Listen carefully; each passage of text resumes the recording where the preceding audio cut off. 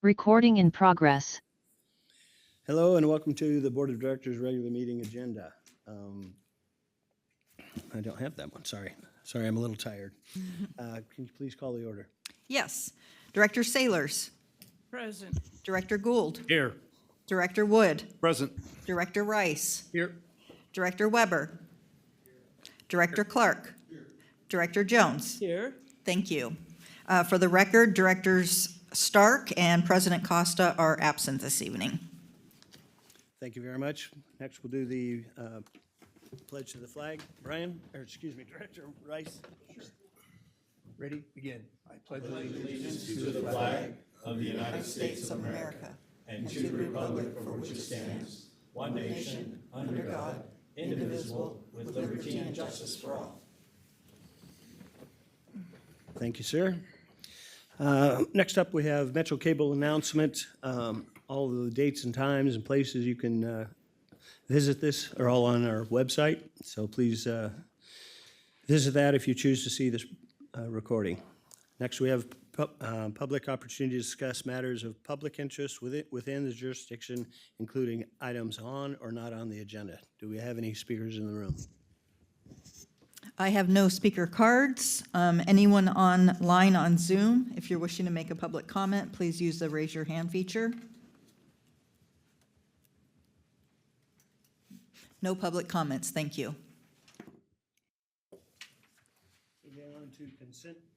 Moving on to consent items. Do we have any questions on the consent items? No, Mr. Chair, I move consent. Second. We have a second and a first and a second. Can you please call the roll? Yes. Director Sailors. Aye. Director Gould. Aye. Director Wood. Aye. Director Clark. Aye. Director Jones. Aye. Director Rice. Aye. Director Weber. Aye. Thank you. Motion passes. The consent calendar is adopted.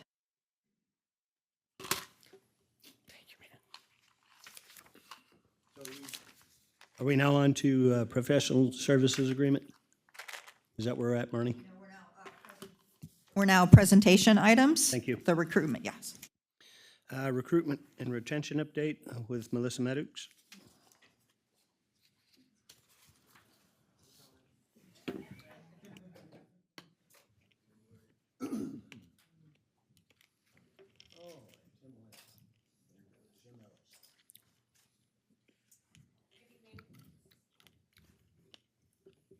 Stand by.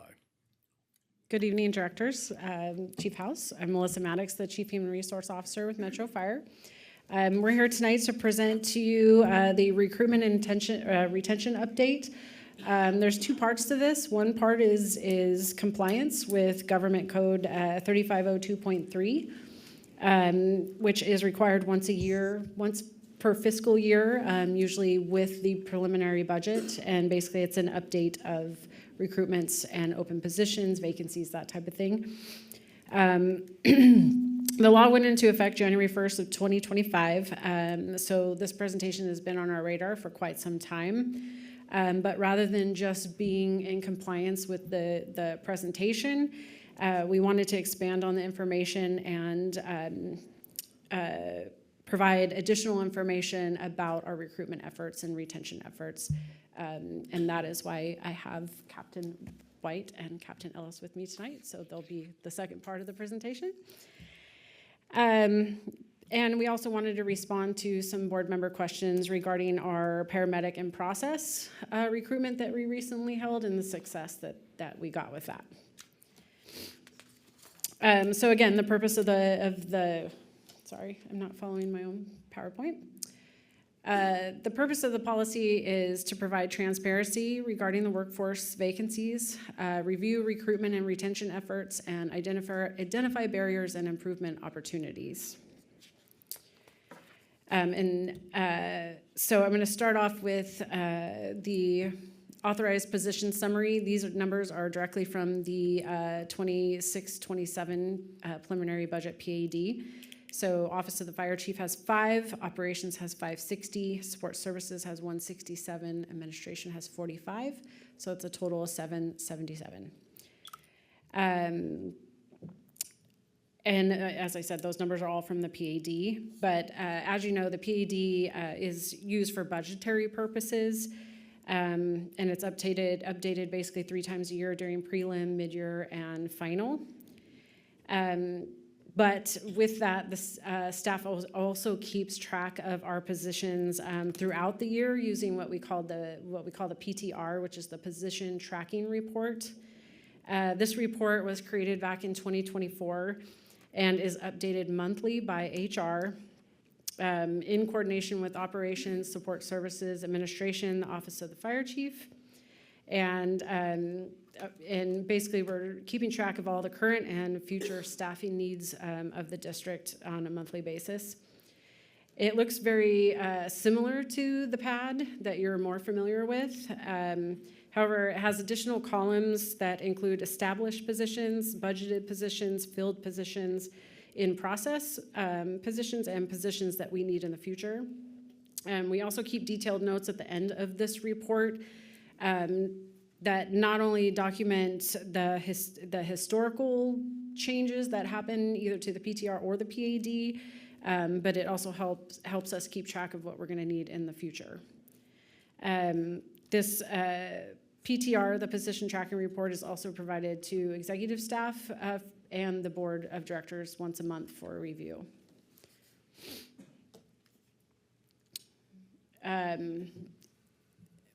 So these, back to the PAD numbers, these are the authorized positions for suppression in the MMP ranks currently. MMP, the PAD has 86, including the 10% pool. Firefighter is 264, which includes the 10% pool. Engineers 132, captains 135, and battalion chief is 15. As you can see from the slide, that does not include day positions. That's just straight line suppression positions.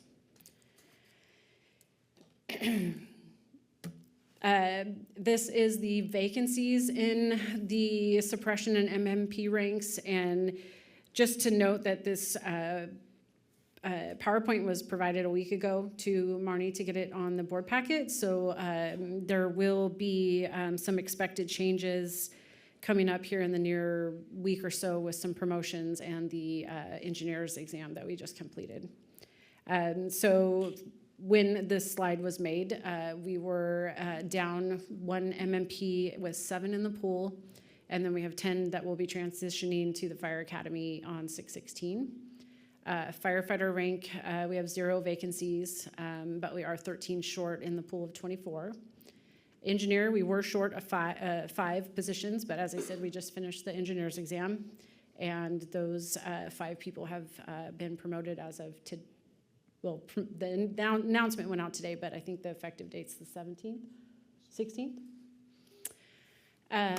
Captain, we have 0 vacancies, and battalion chief, we have 0 vacancies.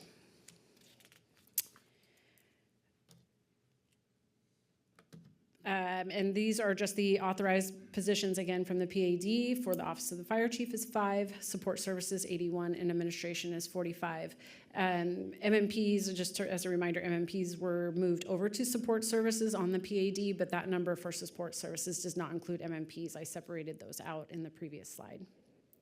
So that 81 is strictly Support Services. And this one's a quick slide, just 0 vacancies in the Office of the Fire Chief, Support Services, and Administration. This is a little bit hard to see because there's a lot of data in there, but on this slide, it shows the last 5 years of our recruitment numbers for firefighter paramedic. Just to explain a little bit about the chart, so the recruitment number, the 23-1, that represents the year and the academy, so Academy 23-1, so 2023.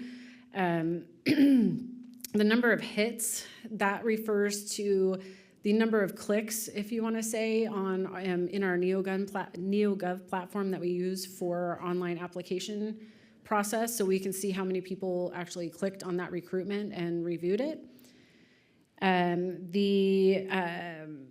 Qualified means those are the number of applications is how many applications we received, and then the number of qualified is the number of applications that would move forward in the process after HR reviewed them for the minimum qualifications. The number of those interviewed, and then the number that was invited to background. So I should mention that the number of qualified versus the number of interviewed, with firefighter paramedics specifically, we invite everybody to interviews that is qualified. So the difference in that number is just between the application period and the interviews. Either sometimes people back out, sometimes people don't schedule an interview. HR goes through a process of multiple days of interviews and times, and NeoGov allows us to allow the candidates to go in and self-schedule them, which gives a little more flexibility to the candidate. So if they can't come on Tuesday, it's usually 2 or 3 days of interviews, multiple time frame, 8 to 9, 10 to 11, they can go in and actually pick their time, their date. So unfortunately, some people don't go in and select interviews for whatever reason. They change their mind. We just don't know what the reasoning is, but that is the difference between the qualified and interview. We will interview every firefighter or paramedic that is qualified, if they will just come to the interview. And then again, the number invited to backgrounds, there could be a difference there. Same thing, we will invite everyone that passed the interview to backgrounds. So that doesn't necessarily reflect the fact that many people maybe failed the interviews, but some people do schedule an interview and still don't show up for the interview. So, yeah, go ahead. Mr. Chair, thank you. While we stay on this, Melissa, I have a quick question. What's the average attrition between interviewed, which in my mind means they came, they showed up, and they were interviewed, and then invited to backgrounds? If you look at the attrition rates, they're all over the board since 23-1, including this year. There was 0% attrition between interviewed and invited to the background, but that's not been steady. So what's the cause of such significant differences year over year? It's multiple things. Like I said, some people don't show up to the interview. Some people come to the interview and then don't show up to the background orientation. They change their mind. There's a multitude of reasons. But the doors are open. We're saying come. So when you say interviewed in the past tense, Yes. that doesn't necessarily mean they were actually interviewed. It just means they were invited to be interviewed. No, though I apologize. Those are numbers that we actually So interviewed. they did show up and were in fact interviewed. Yes, but between the interview and the background, they'll be invited to backgrounds, but they may not show up. Sure, I got that part. Yeah. Has the interview process changed significantly between 23-1 and 26-1? No. Okay, so that can explain potentially the wide variance Yeah. there. Okay.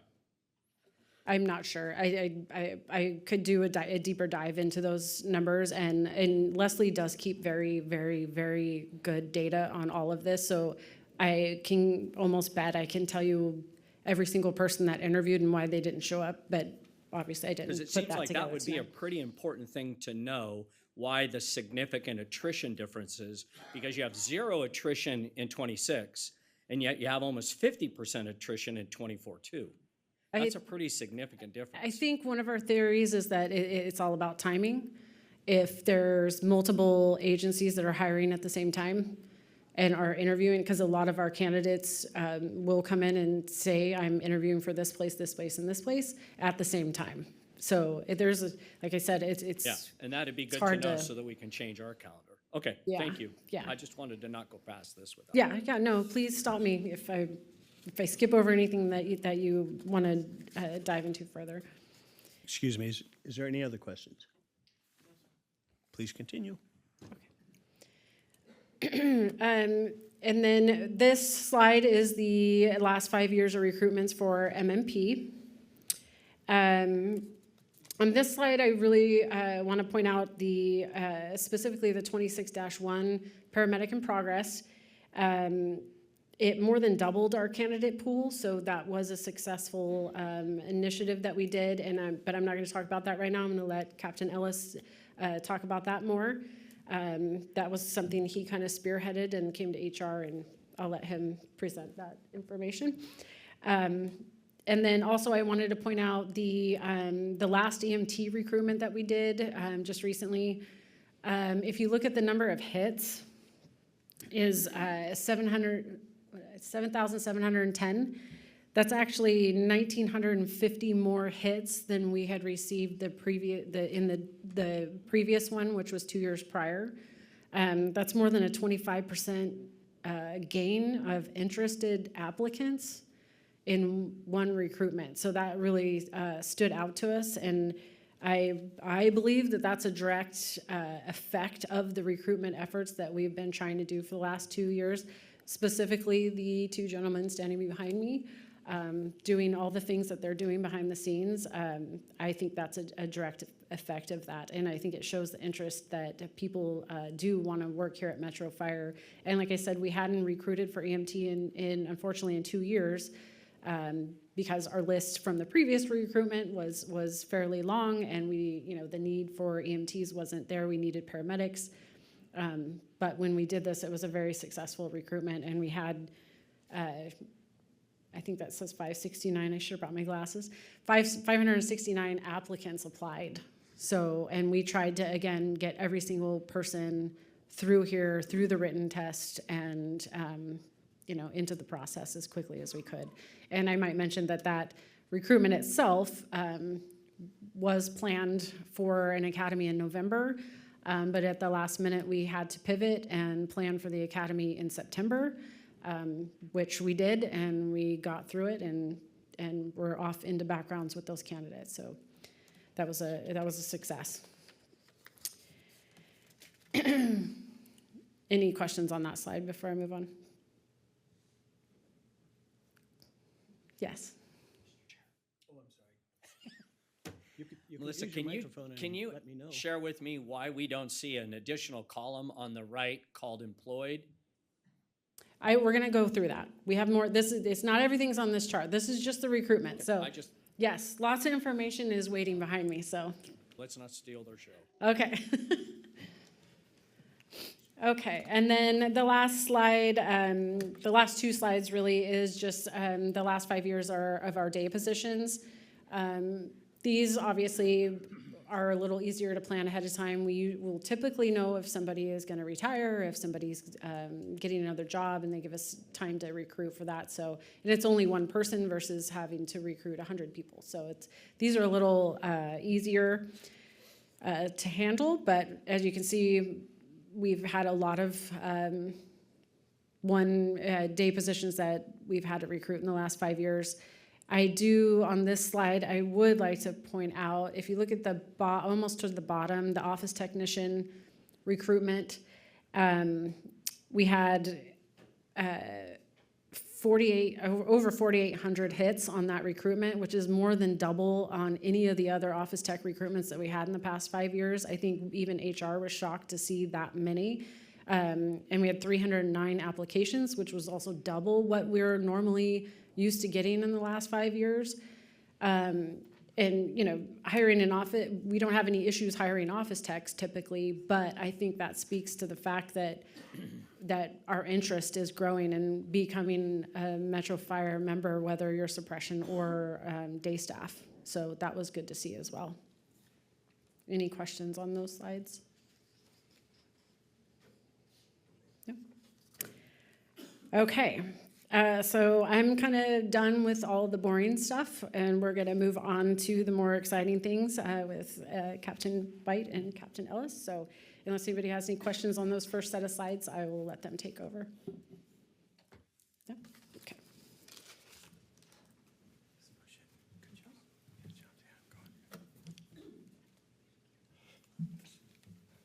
Good evening, Board, Fire Chief, Metro Fire. It's been a minute since I've been up here. It feels just as awkward as last time. If I can hover for a minute on Director Gould's question, I believe to answer your question more, and correct me if I'm wrong here, if you took the interview test, if you were invited to interview and you were invited to the backgrounds, that means you achieved a passing score from the 3 personnel oral panel. So if there was 20 people that tested and took the interview, and we took 15 to backgrounds, that means 5 people did not get passed by our members that were vetting them on the oral panel. And we're still waiting to find out how many of the 15 actually became employed. I don't have that number. Jimmy Ellis will have it. I believe, I do agree that on those slides that would, sorry, Jimmy, Captain Ellis. It would be beneficial for us to capture that demographic on a sheet like that. Right, because, I mean, you're kind of For going tracking. from the moment they click all the way to are they working here now would be a nice slide to see. I agree. Thank you for the input. No, you're not stealing any thunder. It's all good. Okay, last time I spoke, we talked about recruitment a little bit. I would like to lean into the phrase workforce development strategy. Hold on, I'm shooting from the hip, so I'm gonna grab my notes so I don't keep doing that. First off, Tim White, a fire captain here at Metro Fire. I'm assigned to 103B. I do some other stuff on the side, recruitment being one of those duties. The difference between recruitment and workforce development, I believe, is one is going out and looking for qualified members. Two, a workforce development strategy is a plan of attack. What we're going to present to you, what Captain Ellis and I are going to present to you is some things that we can control at our level in those statements up there, strategic recruitment and career pathway development. I believe that workforce development and the strategy development belongs at the board, administration, and labor level. What we're going to try to do is provide you with as much information and data points so that you guys continue to navigate that appropriately. All right. What's the goal of all this? The goal is simple: to meet our current and future staffing needs while maintaining and improving upon our service delivery. How we accomplish that is through maintaining a qualified and healthy workforce that is capable of delivering the level of service that we've all gotten used to. At this point, I hope that throughout the rest of the remainder of this presentation, we definitely need a strategy. We have a plan of attack. We're going out and actively recruiting. We are doing the best that we can to fill the slots. I would like to take a moment to point out that with 560 members, operations makes up 72% of our workforce. 15% of that workforce staffs our MMP program. That labor group, that workforce group, also happens to represent our most significant staffing challenge. So that will drive most of our presentation that we give to you. Some of the statistics that we give is going to be in that MMP spot. There will be some differences. We do go out and recruit for firefighters, but this is hovering in the fact that we are recruiting for EMS workers. So there's some national statistics that I'd like to show you guys as far as that goes. Cool. All right. Speaking to the challenge, the EMS staffing crisis is not unique to us here at Metro Fire. Those aren't my numbers that are there in front of you. That 5 to 6 year career expectancy, that comes from an article, I'm already getting lost, from the American Ambulance Association. That 20 to 30% attrition rate due to turnover comes from a study by NAEMT. We've got some retention challenges that we'd like to present to you, but this is nothing new. But modern trends have just seemed to amplify the challenge and has made some of this much more extreme. Our ability to recruit is limited by supply and demand. We hire qualifications. We ask people to come to us with some qualifications. That ALS candidate number has been reduced. A research report done by someone called Health Force Center at UCSF stated on this is just speaking for California candidate pools. Over the past decade, the number of new EMT certifications issued annually in California has increased from approximately 7,900 to approximately 9,200. In contrast, the number of new paramedic licenses issued annually fluctuated within a narrow range from 12 to 1,400. That falls in line with FCTC, the Fire Candidacy Testing Center statistics, the state eligibility list of the SEL. 5 years ago, when I started tracking this number, hovered at about 13% candidates on that list that had an ALS license. Last time I checked with them, it was down to 11%. I was hopeful to see an uptick. You'll hear a lot of work that we're putting in to try and move that number forward. We're definitely trying to work on the supply side of this challenge. Another one of our challenges is we need to staff ambulances. That is what it is. That's what puts us right back into this looking at EMS things. One of our neighbors, NorCal Ambulance, right across the street, they're nice enough to let us recruit at their facility, actually. They invite me over there once a year, ask their CEO, what's going on here? Invite me over here to, for lack of a better term, poach your people, he stated. that they expect their people to stay there from 18 to 24 months. They understand that people are moving through employment there, and that is not their desired end state, and they want to support that the best they can as their employers. I think it's a good practice. I'm happy to partner with them and go over and tell them what we have over here. But they're right across the street trying to staff ambulances too. For some more specifics here at Metro Fire and our MP program, Captain Ellis has some information for you. Thank you all for having me. Captain Ellis, I'm in the EMS division. One of the many things I work on are internships. I'm our FTO coordinator, our paramedic school intern coordinator. So I'm here tonight more or less to speak of the challenge related to maintaining the workforce within our MMP ambulances and the efforts we're doing to try to make sure we still have employees for it. It's a dynamic process, and I think we're going to show you tonight that we're doing a pretty good job actually through strategic recruiting and planning.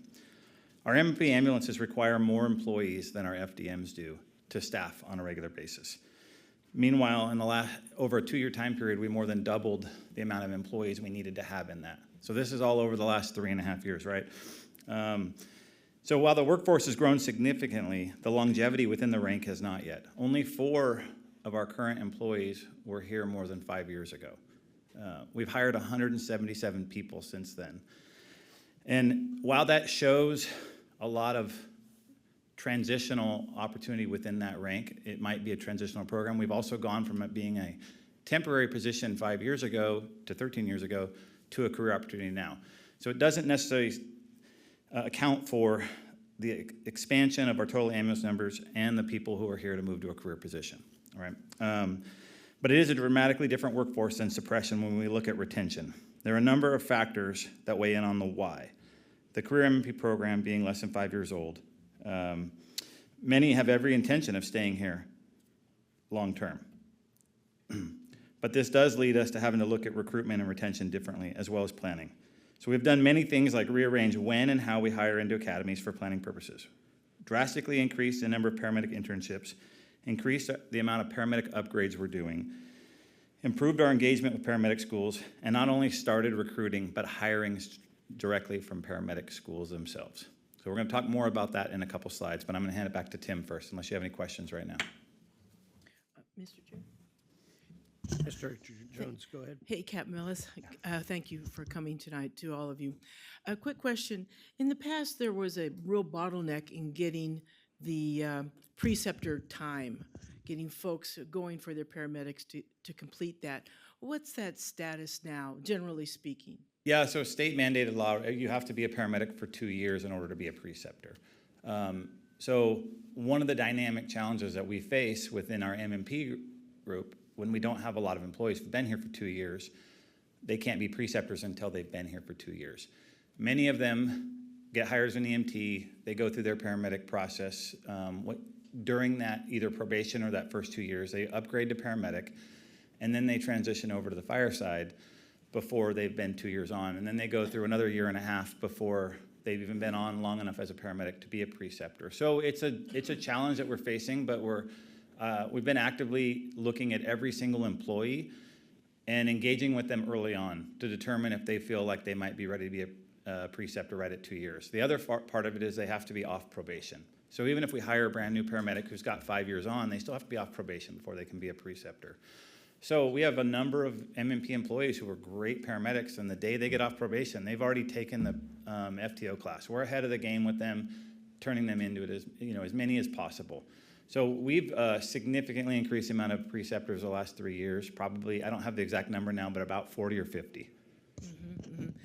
Well, now, if someone goes from MMP to firefighter paramedic, does the 2 years clock start again? No, the 2 years is misheard it's maybe. 2 years as a paramedic. However, they still have to be off probation. However they are, MMP or, Yeah. okay, thank you. Yep. Director Gould.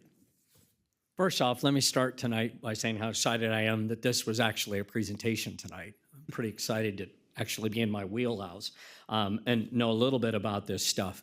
But I want to start off by saying that Captain Ellis and Captain White do fantastic work compared to other agencies in the region. These two gentlemen are busting their chops to try to fill a hole that's never ending, it seems like, for all of us. And so tonight I have several different questions and ideas, but I think it's important for my colleagues that don't know that this is the single greatest bottleneck of paramedic education, and that's getting them through the 480-hour minimum ride-along program where they're being shadows to a paramedic. And that is a significant, and has been for decades, a significant bottleneck. You may have a significant number of paramedic candidates who simply can't move in that third phase of their education because of that bottleneck. And precepting is not required in the state of California, unlike in other states where precepting is required, and in other healthcare programs absolutely is required to maintain your license. So we have a couple of things going on, and I know that Captain Ellis, Captain White are just really doing everything they can to be creative. I also want to point out that there may be an opportunity for us to change some laws, because correct me if I'm wrong, Captain Ellis, but there's no science that supports the 2-year minimum for being a paramedic before you can become a preceptor. No science at all.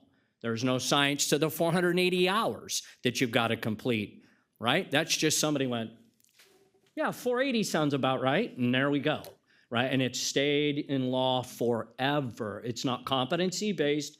You got to do your 480, and if you happen to be competent at that point, they'll cut you loose, right? Or more if you're not. But there's an opportunity for us to really look at some of this stuff and say, this just isn't working for us anymore. If I've got to go 480 hours or longer, and there's no science that supports it, maybe we ought to look at that. And then I know your big jam is the 2-year issue, which you've just articulated. And why? Most paramedics that we're familiar with become extremely competent way quicker than that, right? They have to be minimally competent to get licensed. And then we say, well, it's not quite enough. We're going to tack another 2 years on. And then all sorts of bad things happen, right? They go to other places. I mean, it's good that that's happening to them, but it's not good for us in getting paramedics through the gauntlet, right? And so I think there's some real opportunities, and maybe Metro can be the leader in saying, where did you come up with 2 years as an active paramedic? And especially, let's just pick a medic, 41. You think you got to run medic 41 for 2 years before you can turn around and be a preceptor? Maybe 3 months, right? But anyway, thanks. And I got more that are coming, but I just wanted to say that. I appreciate it. Thank you. Thank you, Mr. Chair. Thank you. Any other questions? Please proceed. Good job, Jimmy.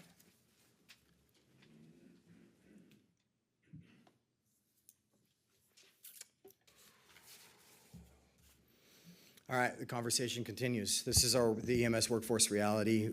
Director Gould spoke to it very eloquently. This is a bottleneck that we see.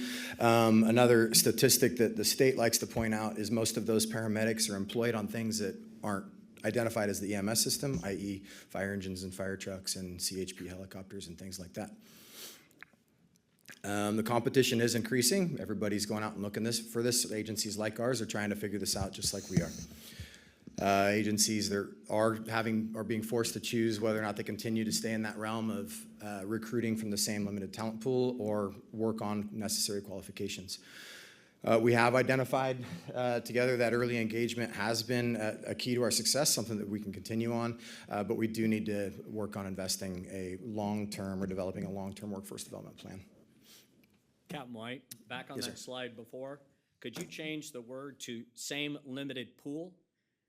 It sounds awkward to say limited talent. To be a paramedic, you have to have extreme talent, I gotcha. okay? So it's a wording thing, but it kind of is like slow down, children at play. Thank you, sir. Note taken. All right, you guys have heard about, again, keeping things simple. Maybe I'm on the lower talent side of it, but I need a 3-step plan. This is my 3-step plan: outreach, pathway development, and then recruitment. Recruitment, that's phase where we're looking for those qualified candidates. Our heavy focus has been on the fact that we've acknowledged that there is a talent pool, or a qualifications. I'm gonna get off of the talent line. The qualifications challenge, and we're trying to do something about it. That pathway development is where Metro Fire specifically, I think we've had a lot of wins. Fire camp is next week. That's been a huge opportunity for us to plant the seed. That's what outreach is all about, identifying the fact that I, like many others, got lucky. Someone said to me, hey, you should be a firefighter, and they gave me a plan. That's what we do in fire camp. We have success stories right here at home. School visits and educating the educators. I have a slide to show you, so meeting with the people that present, a young person that presents themselves to an educator, i.e. a counselor or something like that, and says, I want to be a firefighter. That's who's got the most exposure. So we're trying to get them the information that they need to supply our workforce. For instance, just telling them that a paramedic is a thing and they can find it at their junior college is news to a lot of educators at that level. Our website and resources that are available, just that becoming a firefighter, something that I don't know how it happened, but if you type in becoming a firefighter into your web browser, our page comes up as the #1 hit, which is pretty cool. But so we get some traffic that way. That's just some information delivering to the folks that are looking for this kind of stuff. Community engagement and youth exposure. Speaking of core events, the district this fiscal year made it to 26 different events. That's fire engines through operations, going out to meet with students at a career day or something like that. The recruitment team met with engaged with another 20 events, either with myself, Captain Ellis, or members of the recruitment team. Social media, I am actually surprised, maybe it's just the old guy in me, how many folks talk about finding us on social media. All right. Any questions on that first outreach thing? I'm gonna move on. This is an example of just information. This is a sheet that I worked with a high school counselor, one of the counselors that works with our Del Campo program, that's just about delivering information, giving a pathway to Metro Fire specifically, and a little bit about our process. Pathway development, I think, is a place where we've seen substantial success. I know that you've all heard about the Del Campo program. I won't talk about the Del Campo program today any more than just that. We just finished 15 students. A lot of them are heading off to EMT school. My crew just had our third student. Our last student wasn't a Del Campo student. This was a student from Antelope High School, Miley Phillips. Miley Phillips is a young soccer player that knows Chief Peck through playing through soccer with her daughter. She is a part of another medical pathway through Antelope High School. We got creative. The district, like they usually do, said, yeah, let's vet this, let's make it happen. We applied some language that we had in place. And she rode along with us at Engine 103. By the end of her time, she's spotting 24-foot ladders, stretching hoses, and started EMT school this week. We hope to see her later on. I don't know how the CDE committee work happened, but this year I was graced with an opportunity to work with the California Department of Education to reframe the state's CTE curriculum. The biggest success that I think that Scott Schneider and I got out of that is separating the public safety pathway into two pieces, law enforcement and fire and EMS. And we'll see what comes of that. In that room, because we were leaning into EMS so much, I got invited to another conversation about medical pathways, and that conversation is continuing. I'm doing what I can to learn over there. Military pipeline partnerships, there's some opportunity to invest in the future here through things like SkillBridge. I know that I've spoken to the fire chief about SkillBridge in the past, and this is a conversation that we can continue later on as we want to invest in more programs moving forward. Captain Ellis and I are both working on this, trying to make it happen. I should have brought water up here. All right, recruitment. This is another shared topic that we're going to work on here. Thank you. I'm good. No, I'm good. Wages and benefits and working conditions, absolutely recruit. Wages and benefits recruit. Working conditions keep people at an agency. These two studies up here, but one by EMS One that leans into the EMS side of the house, and Fire Rescue One.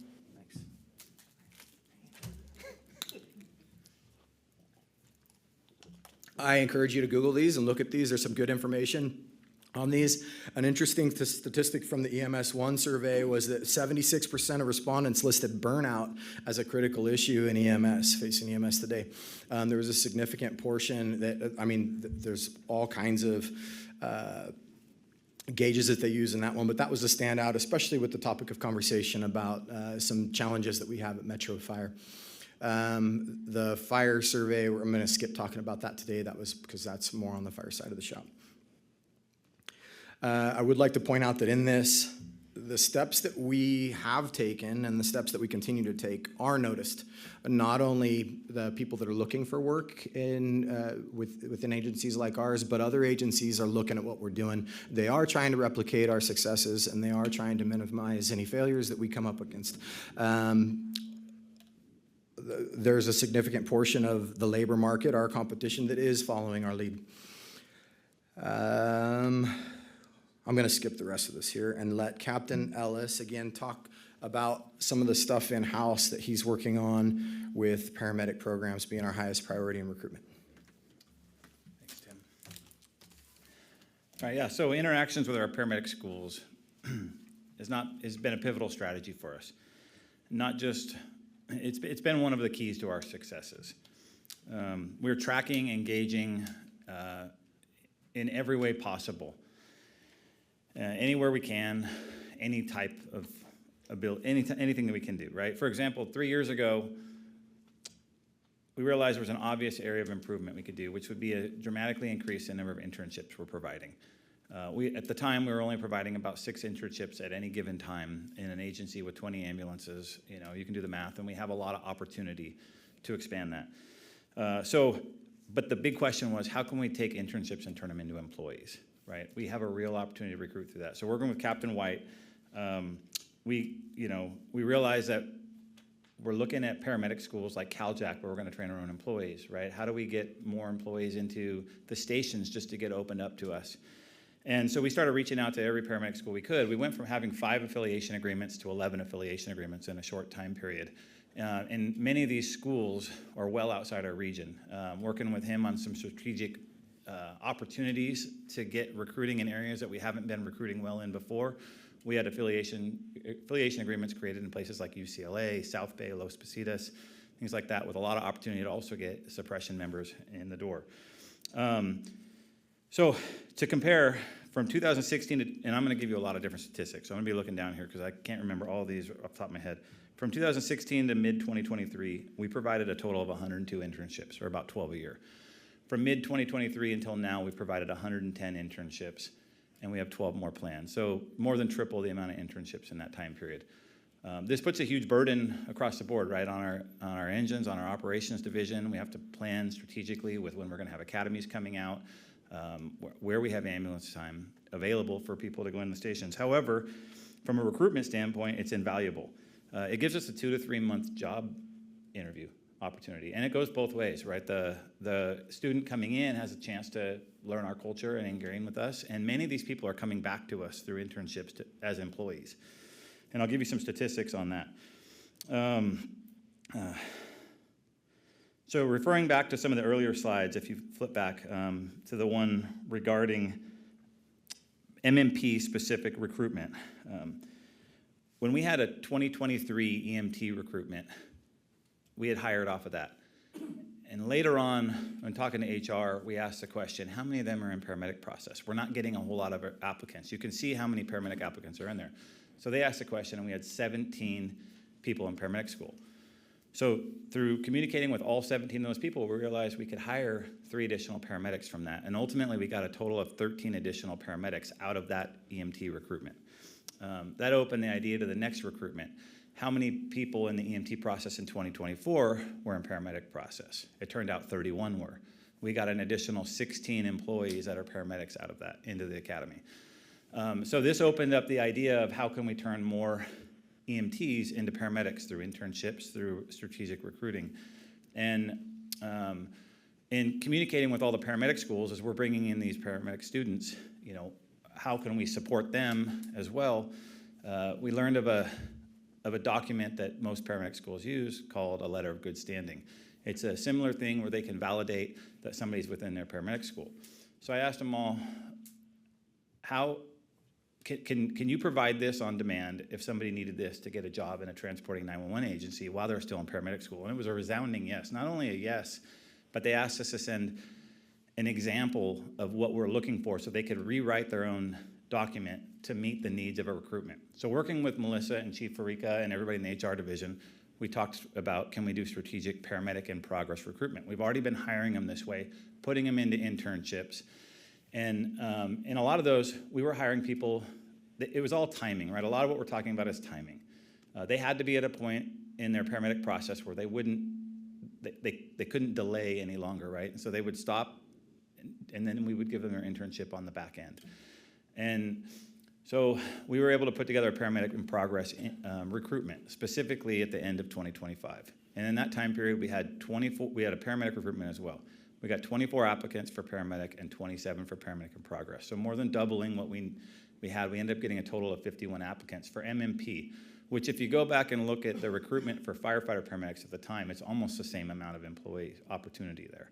Now, ultimately, we netted 5 people from this, 2 paramedics and 3 paramedics in progress. As to why, there's a lot of reasons why. Some were unsuccessful in backgrounds. Many had other opportunities come up with other agencies, and they just withdrew from the process.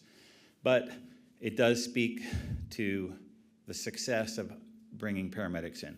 When this most recent EMT recruitment, we asked the question again, and we have 34. So each time it's getting more and more EMTs in paramedic progress. So to speak specifically to how many EMTs in paramedic progress that we've hired or that we've brought into backgrounds in the last 4 recruitments is 109. And in the last 11 paramedic recruitments in that same time period, we had 109. So it doubled our opportunity. Now, we didn't net all those employees, but it was essentially doubling the potential for us to hire paramedics. So let me make sure I didn't miss anything here. Okay, so as for the 68 paramedics that we've actually hired since 2023, July, only 32 have come from the paramedic recruitment themselves. Of the 47 external internships that we provided in the last 3 years, 33 of those led to a potential employee through application and a background process. In fact, 3 of them are starting in the fire academy next week, and they never worked for us as an MMP. So many of these interns are coming back to us. We've had this happen before, where they're coming back and still applying here because they're getting in the door and they're seeing how great Metro Fire actually is. Of the 14 interns who did not apply for us, 8 are known to have taken other opportunities before ours became available. So again, timing. So with that, I'm going to hand it back to Captain White real quick. Unless you have any questions. Yeah, I have just a quick question, Mr. President. Captain Mellis, what does affiliated contract mean? Oh, affiliation Briefly. agreement, yeah. Yeah, agreement. So for us to provide an internship to a paramedic school student, we have to have a legal affiliation agreement. So it's a document that we create between the school and the agency, and it goes through our legal division and it goes through theirs, making sure that insurance, indemnification, and everything else is covered in that. So it does take a lot of work on the back end to create those, but we have a standardized document that was created about 3.5 to 4 years ago when Captain Hogan was in here working with Chief Rudnicki that we've used going forward. That was with General Counsel, and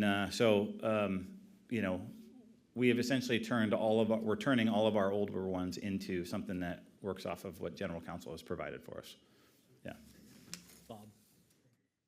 Head Director Gould. Gay, just so you know, those agreements are required for accreditation in the state of California.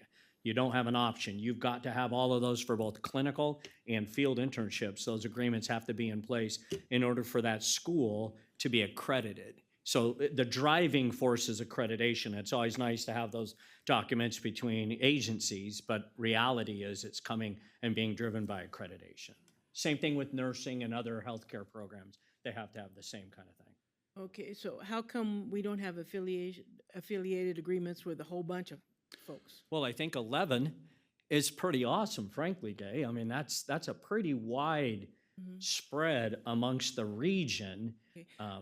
So I can answer that too. It's a great question because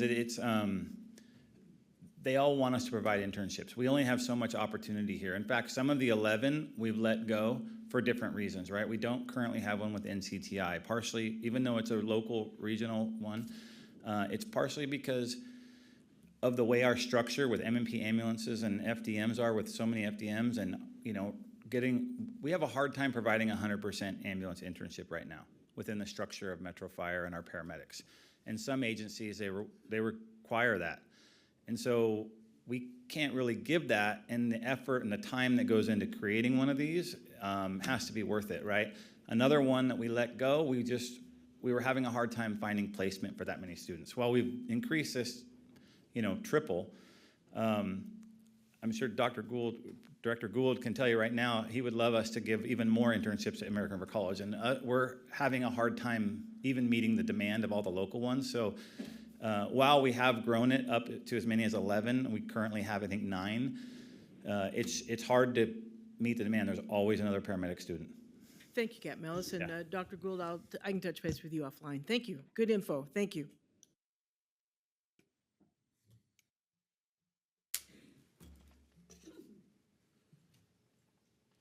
All right, I feel like I'm burning up a lot of you guys this time, so I'm gonna try and speed this up a little bit. The second place where we try and go look for people's fire technology classes. I do like the introductory classes because people are just starting their pursuit to become firefighters. It's a time for us to give information about our organization and lead them in the direction that we'd like them to go to pursue their qualifications. EMT training programs, fire academies. At fire academies, I can tell you that most of the legwork there is convincing people to go to paramedic school to come back and see us. All right, who is the recruitment team? The entire district is the recruitment team. It's no secret that the better our members or membership feels about their employment, the better recruiters they are. People that meet either one of us or a recruiter, especially if they're at a paramedic school, I'm not the first person in a Metro Fire uniform that they've met before, and they've probably heard different stories. So the entire district is our recruiter, and we do utilize them for everything, all the way down to our reserves. I'd want to thank Mark, who's sitting in the back with the reserve program. If there's anything that you absolutely need to get filled, the reserves are there every time. Thank you, sir. The recruitment team cadre, I'm calling it, there's a handful of people that have come to me at various times with an idea, and I say, that's a great idea, when do you want to go to work? That has developed a team with that. The intent of that is a little bit of a division of labor. Most folks have a special interest, whether it's recruiting for women in the fire service or outreach towards veterans or anything along those lines. That's how that team is getting built, and that team hopefully will lead to some succession planning and sustainability, as mentioned at the end. The mentor program has been actually very successful. I'll just give you some numbers. Captain Kyle Fritz manages that program. If you guys are unaware of that program, it's something that's on our website. Someone can fill out from our recruitment form. It's the broad end of the funnel, as I call it. When we go out to places and we give them this information, it's a way for one of those people to get in contact with either one of 77 suppression members or 16 MMP members. Since 2023, we've had almost 1,500 contacts through that program. We are working on some tracking to try and show some numbers on what that results in. What that team really does try to embrace, although it's very well supported by the district and we're trying to recruit for the district, we're trying to give people information. The more successful candidates are out there at other organizations, the more successful we're going to be at staffing our equipment as well. The candidate mentoring, coaching, and internships that happen primarily with Captain Ellis. Both Captain Ellis and I make ourselves very, very much available to candidates to try and help them to navigate the process. I think that the customer service from HR through their different point of contacts is second to none when it comes to our hiring processes. All right. I said I was going to go faster. This is just an image of what mission overlap is in recruitment, how different areas of the organization are kind of overlapping and getting the information out to potential candidates. Those numbers right there, this again, there's a lot of information from Captain Ellis specific to the MMP program. Those numbers, the top numbers for MMP or for firefighter salary, those are actual regular pay, inclusive of for paramedic, their FLSA, their holiday, their EMT, and their paramedic incentive. That entry level is that 116. The 178 is max incentives, 25 years, all 12% longevity pay. The same is represented in the salary schedule below. That is in full pay for a paramedic, including their EMT and paramedic pay and their base overtime rates. And then up to, again, 25 years on the job, max longevity, max education. Captain Ellis? Yeah. It's yours. I will try to keep this super quick. I know you've probably done with me too. So to speak to the retention challenge within the M&P rank a little bit, like I said, we went from 5 ambulances to 11 in a 2-year time period. That means we went from 40 members to 86. In that same time period, we've realized that we needed more paramedics than we ever anticipated and planned for in order to maintain ALS coverage. Like I said, we hired 177 people since 2021. 23 of those were unsuccessful during the initial training.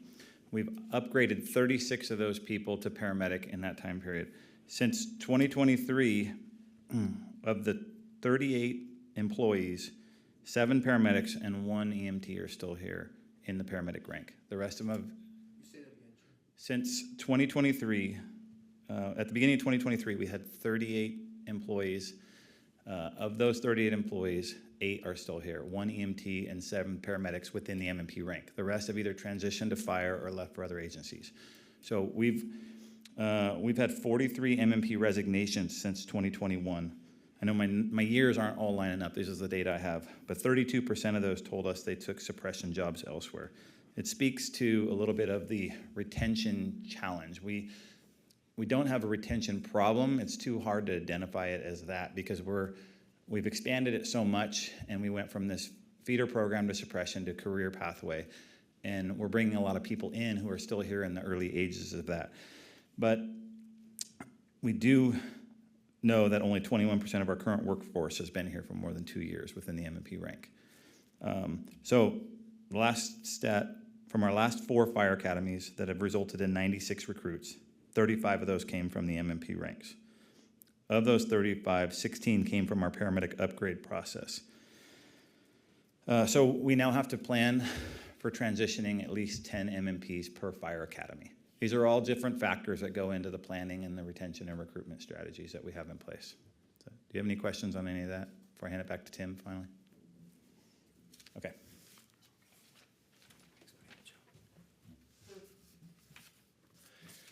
Okay, in the beginning of this, I spoke to workforce development strategy.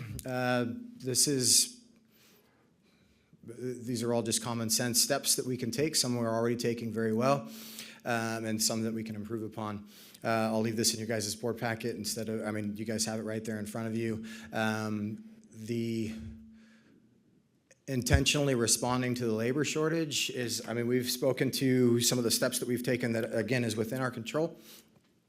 Outside of that, it's like I said, it's incumbent upon the district to come up with a workforce development plan that we're happy to be a part of as subject matter experts. The Metro Way, I put this in here.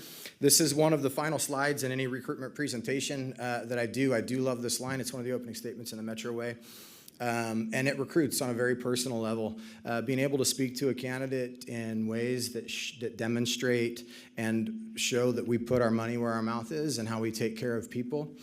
Everything from the protections that have been put in place and the fact that we'll continue to take care of you whether or not you can do the job until we can get you whole, the investment that we put into the health and wellness division, again, just about taking care of people.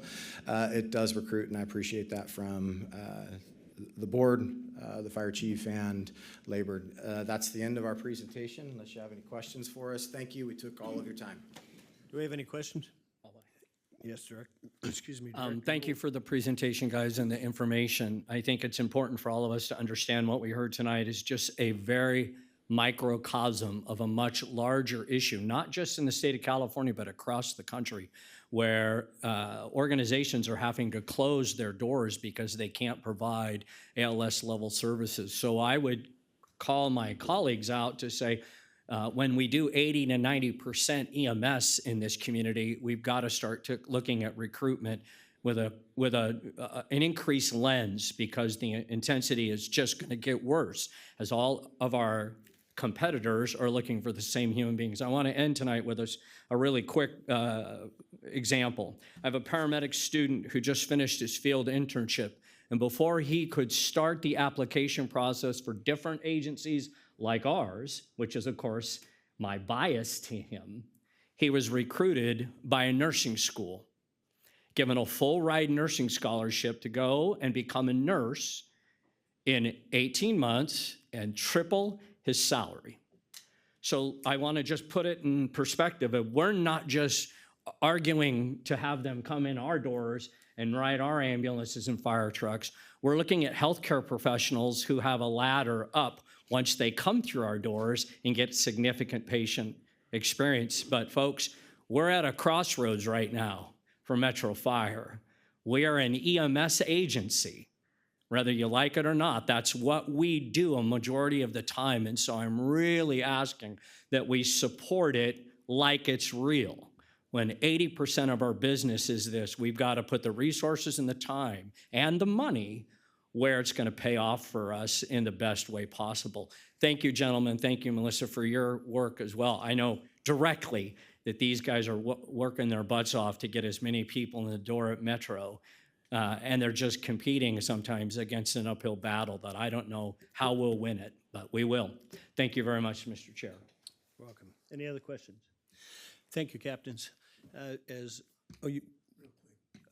Director Rice. Just in looking at this and then going back to the last meeting and the MMP presentation and then the handout, which was a number of different letters going over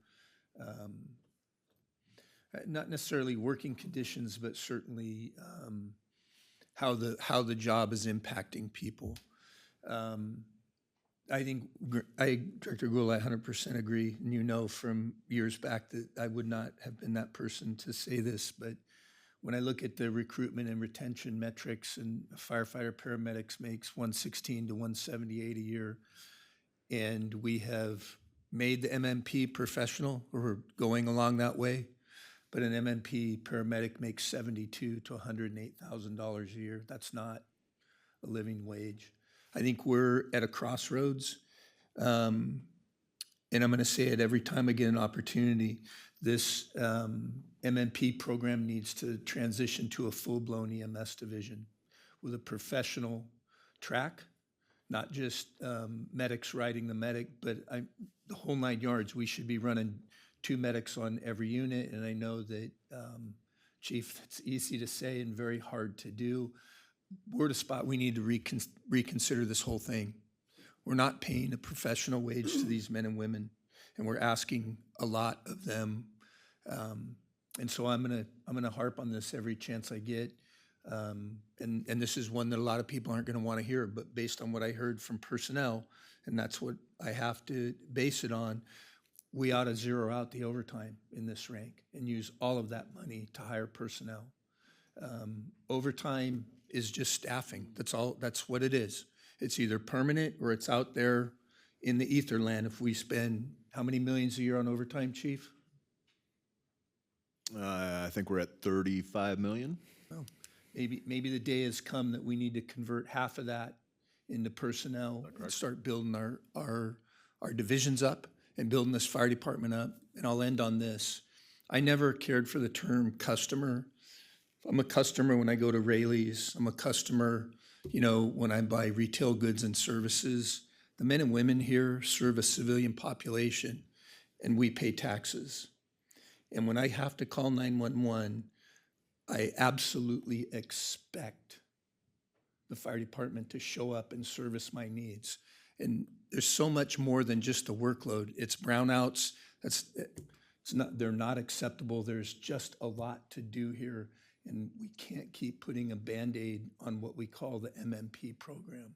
I think we're at a point that we owe those men and women, if you want to invest and be a professional paramedic with this organization, with a career pathway to go, it has to have reflective wages, and it has to be a sustainable position. That's my 2 cents. Thank you.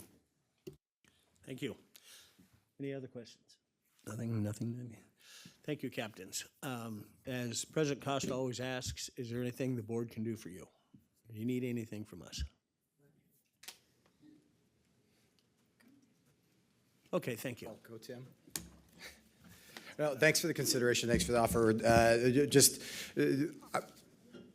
The one thing that I would ask, I know I've said this a handful of times one-on-one, is that to start changing our mindset from recruitment to workforce development strategy, and then leaning into that as a recruitment being a part of it. But Thank you. that's it. Melissa, are you coming back to the podium? Are you? I can, yes, I'm here. Well, you touched on something, and maybe it went over my head, but you said you had some follow-up with questions that the board had for you. I was told that there was just interest from the board on the paramedic and process recruitment that we did that Captain Ellis talked about. So I Okay. wanted to kind of explain that in this presentation of what that was. Because it was the first time we had ever done it, and it ended up, I thought, being successful. I mean, one person to me is successful, so one Right, hire. And in light of a couple of board meetings ago, when we had the survey and everything else come about, I just want to make sure that the board understands this has been going on for a long time. It wasn't a knee-jerk reaction to that survey or the comments we heard. I want to make sure it very clear that this has been going on for a long, long time. Absolutely. Thank you. Melissa, can I just, again, I'm going to brag a little bit for you guys, on you guys, because the Paramedic in Progress idea was brilliant. Because that's the moment that they all get sharked and go away to places that may be pretty and shiny and all that stuff. But your decision to do that Paramedic in Progress piece really helps the student who, many of the students we encounter coming into paramedicine don't have a background. They don't have an uncle or an aunt that was a firefighter, none of that. They're fresh into this industry and they don't have that mentor. And the moment that Metro Fire writes a letter to say, we believe in you, we're gonna support you, you cannot imagine what that does to their attitude because they got no one else. Many of them do, and that's great. But a lot of young people who want to come to work here don't have anything like that. And the moment that they're selected for that Paramedic in Progress piece, it really has an impact. And I think you'll find that if we could drill down in the data and analyze it, you would find significant improvements. Many decades ago, we used to do something called the intern. Chief Martinez and Brian Rice and some other folks supported that process. And those young people knew from day one in paramedic school that they had somebody that had their back all the way along in 1,800 hours of education. And it was pretty magical. And now we're doing something very similar with Paramedic in Progress. So kudos to all of you for thinking of that. I think it's one of the best things that come along. Nobody else is doing it. So we gotta kind of keep it secret. Thank you, Mr. Chair. You're welcome. And one more item that I'm kind of fuzzy on here. So you said that the pad is at 264 now? I'd have to look. Forgot what was on there. For suppression? Yes.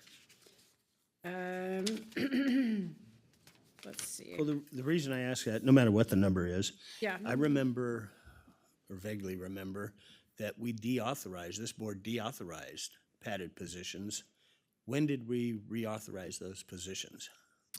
I think you'd have to be a little more specific, and I would probably have to have the PAD in front of me to, Well, in 2022-23, we were at 260. And before this new, with the prelim coming up and everything else, it seems that it was 240, and now I'm seeing 264 again. I Not could following definitely that. get that information for you, but we went back and did all that history and looked at it, and I wouldn't be able to explain it right Okay, here, right yeah. now, but I can get that for you. At some point, let's talk offline. Yeah, I'd absolutely. like to understand that a little better. Thank you very much, everybody. Yes. And I'd like to personally thank Captain Ellis and Captain White, because it's not every day you call someone and say, hey, you want to do a board presentation with me? And they go, sure. So I was really, really thankful that they were able to get up here and show the board all the things that they've been working on, because I know how hard they work, and they are consistently in HR with new ideas, and we roundtable it and figure out what we can do, what we can't do, how could we do it differently. And so I appreciate every day working with them. So I just want to say that. Thank you. Thank you, especially with Tim being so quiet. All right, we're going to move on to action items. Adopt resolution Measure O, Citizens Academy Oversight Committee. And here to give us all the bells and whistles is Director of Government Affairs, Kyle McDonald. Good morning, everybody, or good evening. Yeah. Good evening, everybody. Directors, Chief House, I'm Kyle McDonald, Director of Government Affairs in our Planning and Development Division, here to talk to you briefly about the Measure O Independent Citizens Oversight Committee. Tonight's action item that's before you is the appointment of 9 members plus 3 alternates. And this is an important step forward in our continuation of transparency and accountability surrounding Measure O. I do want to give a brief bit of background. Tonight's appointments follow a robust recruitment effort through sustained community outreach, including social media, emails, outreach at meetings and events, working with community partners to disseminate our call for applications through their networks as well, and to help ensure as broad of a pool of candidates as possible.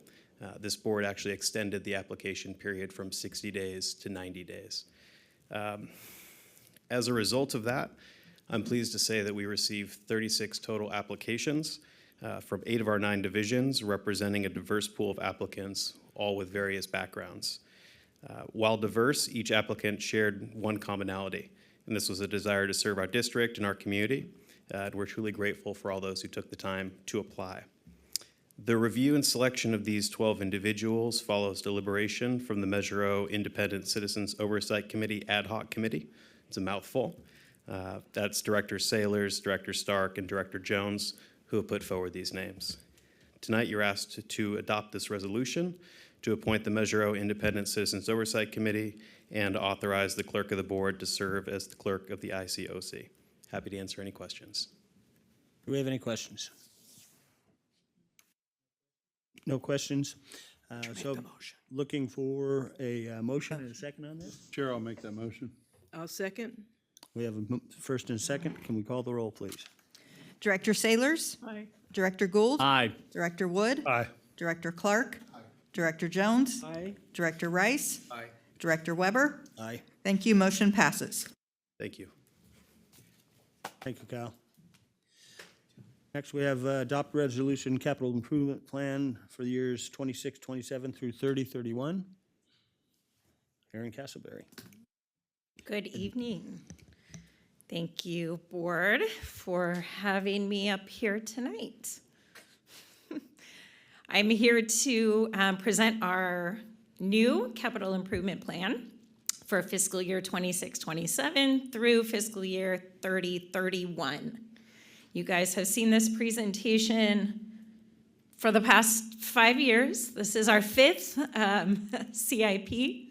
So we're at the end of our first 5-year cycle of CIP. So we'll move through it pretty quick.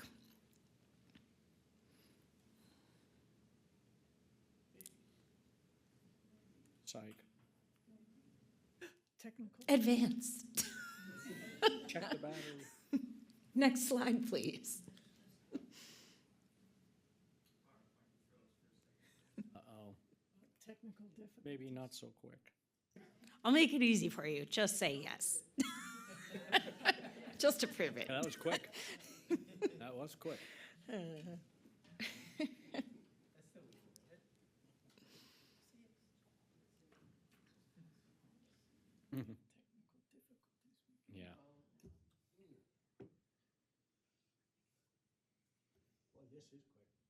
Try it. There we go. You guys have seen this slide several times, so we're going to pass right through it, but the CIP is an important part of our whole strategic execution here. So the development, as you know, starts with division managers. They submit the projects. That goes through a validation and ranking process. This year, we actually, while the CIP policy has the ranking process and deliberation process on the projects, the CIP committee is made up of members of the finance division, procurement, planning and development.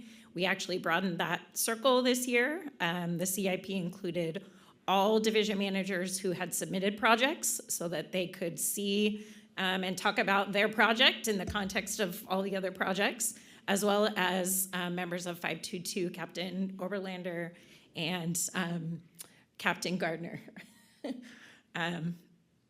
They participated in that meeting as well. So it was a great meeting, and we were able to rank the projects accordingly. As you know, we go through this process that starts early in February, continues through.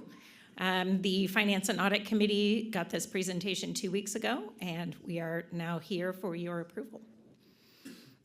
Our 5-year projection shows a total need of $351.6 million. You can see here the breakdown, mostly related to new construction and expansion, and apparatus and equipment projects make up the majority of that need. A total of 82 projects were submitted for fiscal year 26-27 implementation, totaling $195.8 million. Of those, 47 were new projects, and 35 of those are projects that are carrying over. Those are projects approved in a previous fiscal year that are not complete yet. They're moving forward through the process. Of the 82 projects, there are 45 recommended for funding in fiscal year 26-27. The requested appropriation for that is $157.4 million, and that has been folded into the preliminary budget that you'll see tonight. Most of those are carryover projects.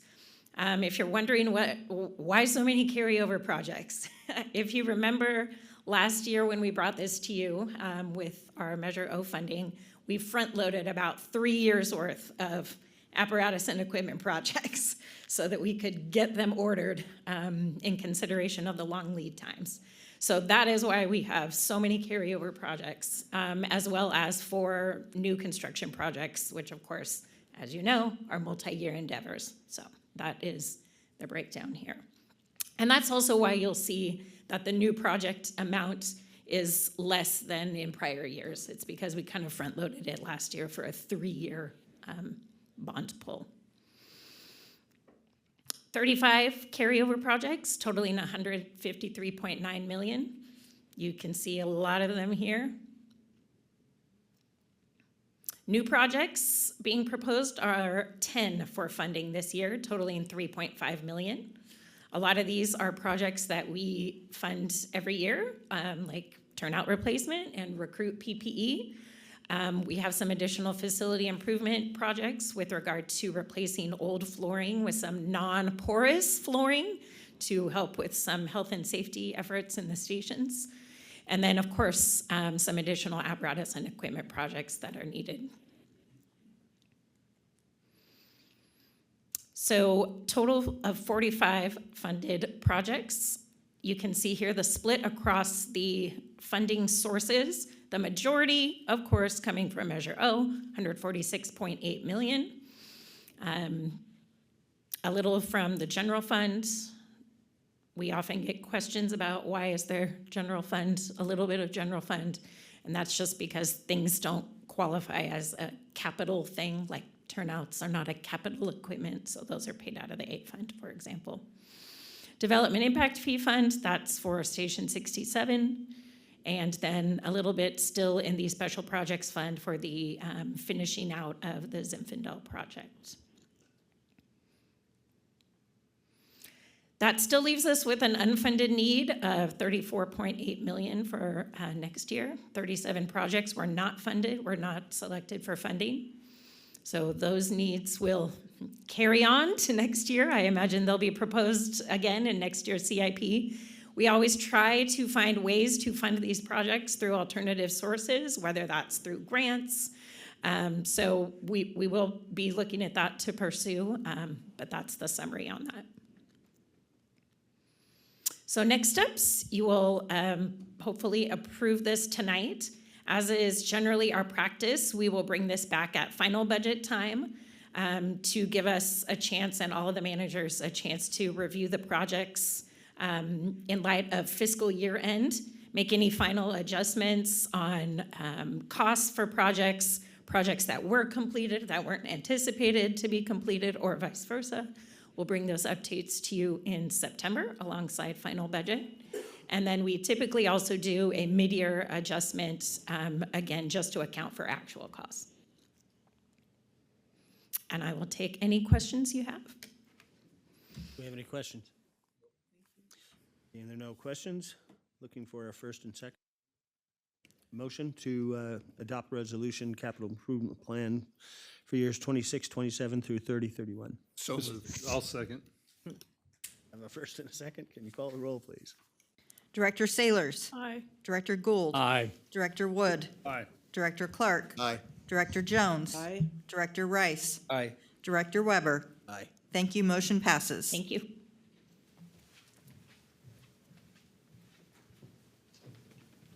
Next up, adopt resolutions for years 26, 27 preliminary budget. CFO Dave O'Toole. Good evening, Mr. Chair, directors, Fire Chief House, colleagues, members of the public. Dave O'Toole, the Chief Financial Officer. Tonight I'll be presenting the 26-27 preliminary budget. For this presentation, the main point of comparison is the last adopted budget, which was mid-year of this year, 25-26. We'll start by looking at the budget as a whole, and then we'll drill down into general fund revenues, expenditures. We'll take a little bit look at capital and a couple of five-year forecasts. So jumping right in, this is the top line fiscal summary slide, basically answering the common questions: how big is the district's budget, and how much reserve do we have? The gray rows at the top are all funds, and the blue sections are general fund. So starting at the top, the all fund revenues were $354.2 million. You can see that for preliminary in 25-26, it was 354.2. And then at mid-year, it increased to $360.8 million. And then prelim, what we're proposing, revenues from all funds, $364.6 million, an increase of $3.7 million over the mid-year. So that's how you read those rows. Expenditures, $459 million last prelim a year ago. At mid-year is $464.9, and now we're proposing $524.3. The change in fund balance, a negative 159 there, that indicates that we're pulling more out of funds to pay for things. So that sum is largely Measure O. Shifting down into the general fund section, reading that kind of the same way, the revenues last year were $335.8 million, increased to $341.9 million, and then $347.6 million is what's proposed tonight, a difference of $5.7 million. Overall, you can see under the proposed general fund reserve transfer line, we are proposing to increase, to transfer from the reserve $7.2 million. That's an increase of $2.3 million over last year, or 25-26, I should say. Let's see, looking down at the last two rows, you can see what's happened to general fund reserve. It was 9.8% a year ago, it rose to 12% at mid-year, and now what we're projecting is 9.7% at the end of 26-27 on June 30. The chart at the right is simply a visual display of the revenues and expenditure trends. You notice that expenditures, the orange line, is expected to rise and exceed revenues, the blue line, in 25-26 and 26-27. Before leaving this slide, it's important to have some, maybe helpful to have some context that this is a mid-year, this is a structural deficit issue that you're seeing here. When it's multi-year, that's a structural problem. We'll get into kind of the causes in a moment and the projection in a few slides, but I just want to observe that we're also, there's a larger context around statewide with that too. There's several other cities, some close to home, that are also facing multi-year structural deficits. This slide is the overview of all major funds. So there's eight funds shown here. General fund we just looked at, the general fund column there. Capital Facilities Fund, the balance is unchanged. There's a $4 million transfer to the from the general fund to the Capital Facilities Fund that pays for projects. Leased Properties Fund is, the balance is dropping by about 15%. It's mainly a loss of rental income in this building. Grants Fund includes SAFER funding. We expect to spend all of Grants Fund, development impact fees. Similarly, we spend the $3 million in income. Measure O Debt Service Fund, annual payments of bondholders will be $9.9 million. Measure O Building Fund, just $400,000 in revenues. We anticipate spending about $146 million out of that fund this 26-27. And then the Special Projects Fund, there's a little balance of about $200,000. We anticipate spending that. Important thing to notice is there's no negatives on the bottom line, so we're not overspending any funds. We're depleting some funds as intended, but there's balances in all the other funds. Moving on to general fund, just some highlights of the general fund revenue side. Again, total revenue of $347.6 million. That's about a $1.7 million increase over 25-26.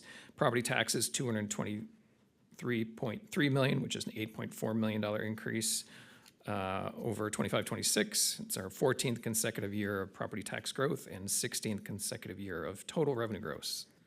So basically since the Great Recession. Charges for services estimated to be $108.2 million, which is a $1 million decrease over last year. Some of the highlights shown there, EMS fees are up by $1.3 million, mainly related to the CPI adjustment and the EMS fee adjustments we made recently. Public provider ground emergency medical transport, PPG-EMT, hearing more about, is $25.1 million. That's a $2 million increase in revenue there, mainly due to fewer eligible transports projected. VRP has a similar loss, about $2 million. Again, fewer eligible transports in that program. CRD is up $280,000, mainly the CPI adjustment in that fee area, and then contract services revenue is up $1.8 million. Moving from general fund revenues to expenditures, $350.8 million is your total general fund expenditures, up 1.7% as well. The labor budget, which includes both compensation and benefits, reaches $280.6 million. That's a 1.8% increase over the prior year. The labor budget does fund 4 academies, 2 MMP, 2 firefighters. No new positions or wage increases are assumed in this budget. Labor costs are estimated to be 80.7% of general fund, so it's up from 80.2 at midyear. And then on the service and supply side, $65.4 million. We'll have a slide coming up on that. And jumping further down into the expenditures, general fund expenditures, looking at labor. Labor expense has 2 parts, compensation and benefits. Compensation includes wages and incentives such as paramedic, education, and longevity, and overtime, such as constant staffing, out-of-class pay, and sick leave and buybacks. Sick leave buybacks. Benefits includes PERS and PERS payments, personal medical expenses, vision, dental, that kind of thing. Total compensation, $155.5 million, up 0.6% more than the prior year. Wages are at $91.6 million, 6.4% increase. Constant staffing, or suppression staff overtime is $3.9 million lower. It's a 12.8% decrease, mainly attributable to the pools we've been established. And let's see, incentive pays for EMT, paramedic, hazmat, and longevity are up 4.5%. Employee behavior and wellness incentive continues with a cost of $3.1 million. Total benefits, $125.1 million, which is up $4 million. Includes increased pension contributions of $3.7 million, 6% increase. Increased post-employment health benefit contributions of $1.9 million, about a 63% increase. Medical costs are up 8.2%, and workers' comp costs are down $1 million, or 15.9%. Looking at the service and supplies budget, I mentioned it was $65.4 million. Just some highlights on this side here. The building services costs, $380,000 decrease, mainly because of some things we're able to do with Measure O. $315,000 increase in safety clothing and supplies, somewhat related to the 4 academies we mentioned. $270,000 increase in election services coming in November. $230,000 increase in district's liability and property insurance programs, and a $1 million reduction in matching payments for the VRP and PPG-EMT programs. If you recall, those programs, we put money up to pull the money down. When we're receiving less, we have to contribute a little less there, so an offset. The capital outlay summary, again, we're not going to go into, we just heard the CIP presentation, so just kind of a highlight for what's happening budget-wide. Total capital outlay spending is $155.3 million, and including that $146.8 committed from Measure O Building Fund. The major capital outlay projects funded using Measure O shown on this slide is like several stations totaling $77 million, apparatus $8.8 million for 25 ambulances, 15 Type 1 engines for $15.8 million, and 8 Type 3s for $1.3. We also have some rehabilitation work shown there, $1.3 million. for 1.3 million. The 8 Type 3 engines were 4.6 million. And then at the bottom there, the other capital outlay projects funded with other funds. We've got some remaining development impact fees, contributions for Fire Station 67 is 7.7 million, and then capital facilities fund contributions for technology, rescue, and safety equipment of just about 54,000, excuse me. Don't get carried away with that. That's more than the budget. Got to reel that in. Okay, so now moving into the future. So this is the long-term forecast, 26-27 through 2030-31. So this is a 5-year forecast. First, I'd like to go over just some of the assumptions shown here. We use the latest county property tax data that they provide to us. We also use the forecast information provided by a property tax consultant. The forecast incorporates current wage costs adjusted annually to reflect natural growth, step increases and that kind of thing that happen year to year, regardless of any adjustments to compensation. That's been about 1.7% increase, so we assume that continues. No compensation or staffing increases are assumed. The most current PPGMT and VRP revenues are used with approximately 3% annual growth factored in over the future years. There's no, speaking of PPMG, there's no assumption of an add-on rate approval, which would add about $6 million a year. It's not in this forecast. Pension costs are assumed to increase at the rate that CalPERS projects for us. CPI is at 3%, which latest information suggests it's a little low, anticipating that it kind of levels out, and 3% over 5 years, an average 5 years is about right. Not shown here, and not one of my assumptions, service and supplies projected growth year over year is about 2.8% in the forecast. That spending level will generally support current service and supplies spending, but would hinder the district from making any major investments in general fund capital projects, strategic planning initiatives, and new health, wellness, and safety initiatives, and that kind of thing. I'm also going to show you, and at the bottom of the slide is, I'm going to show you a second forecast, this alternative forecast.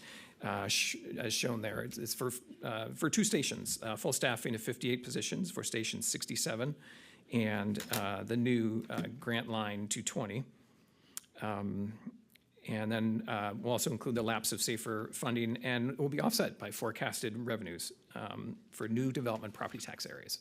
So they're not currently on the books, but we expect other areas to be built out, and then I'm reflecting that in this forecast, in that second forecast. Okay.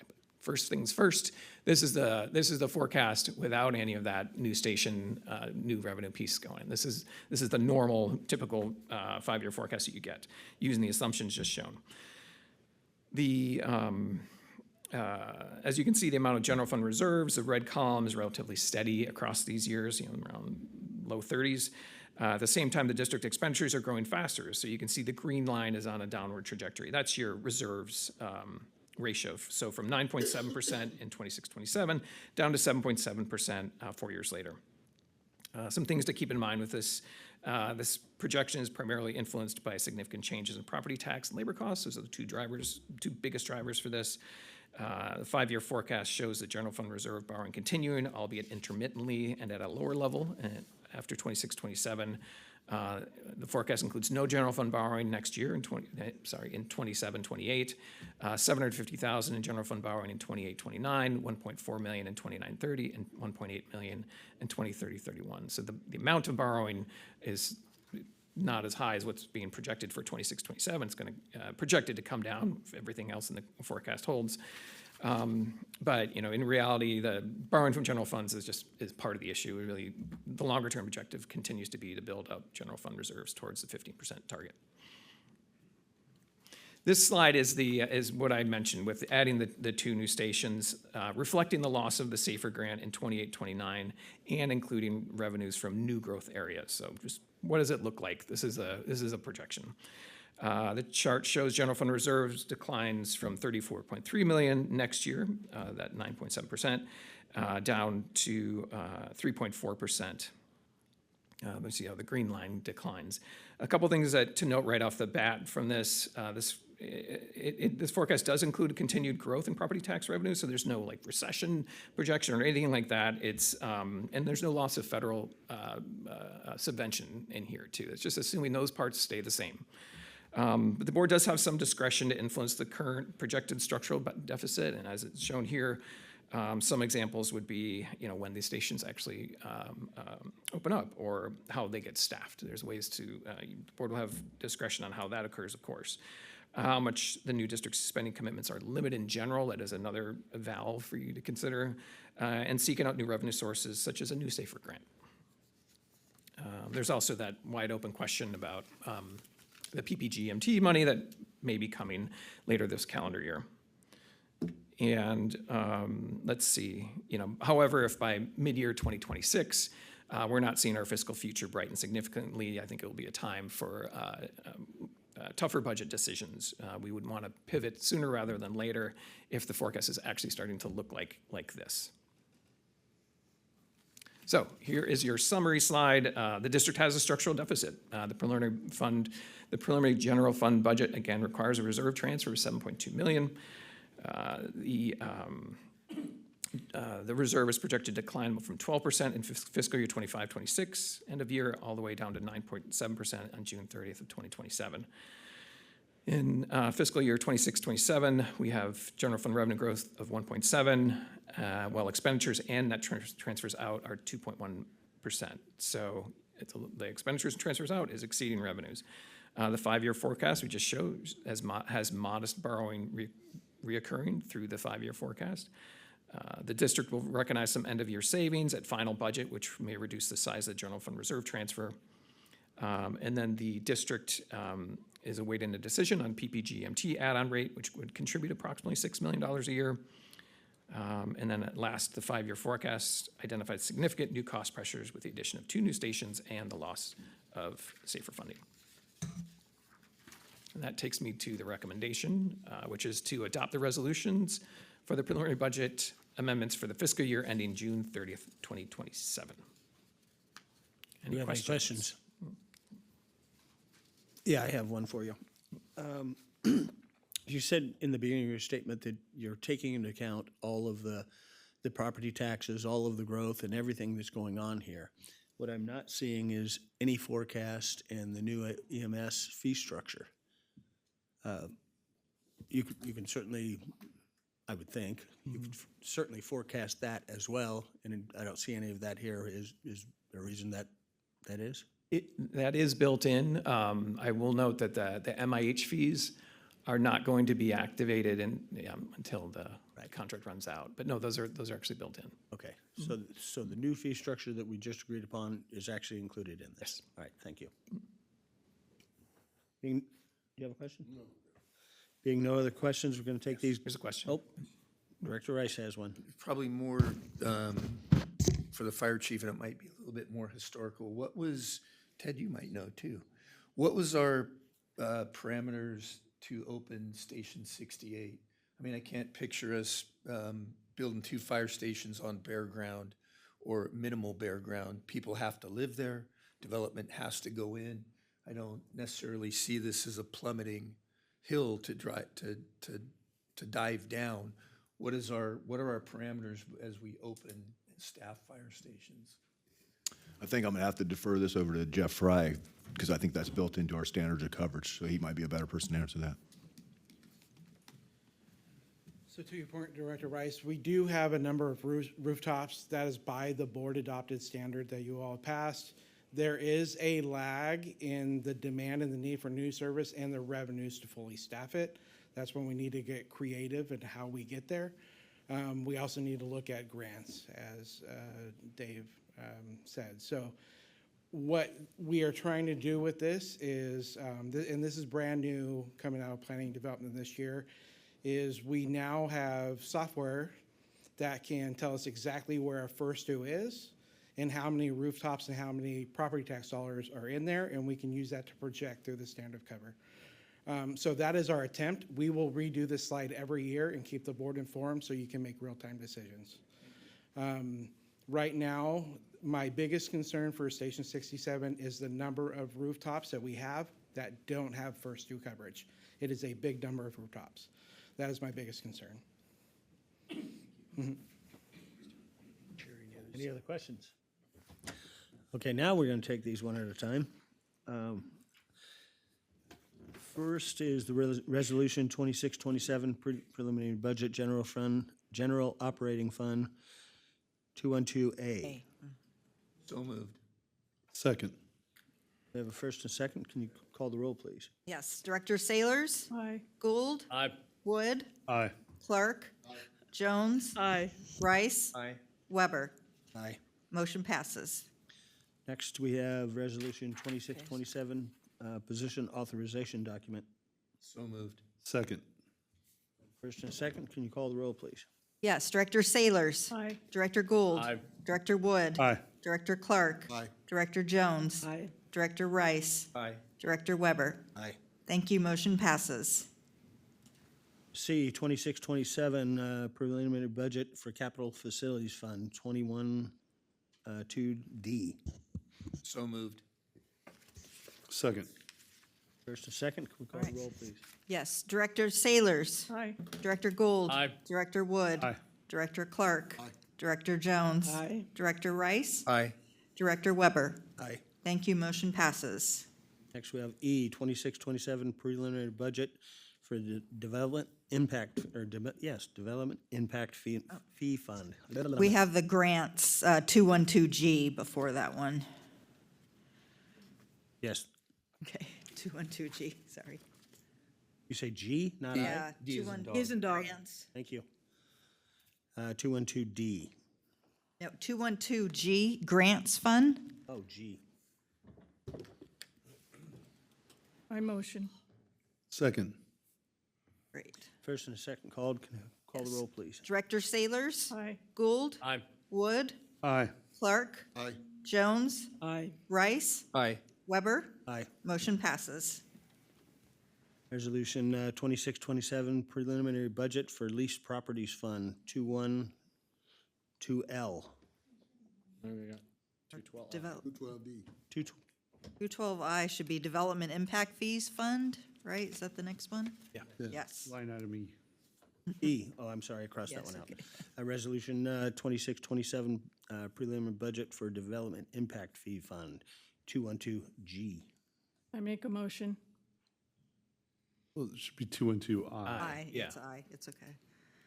Do we have a second to Director Saylor's motion? Sure. Second with that. 212I, okay. Director Saylors? Aye. Director Gould? I'm- Director Wood? Aye. Director Clark?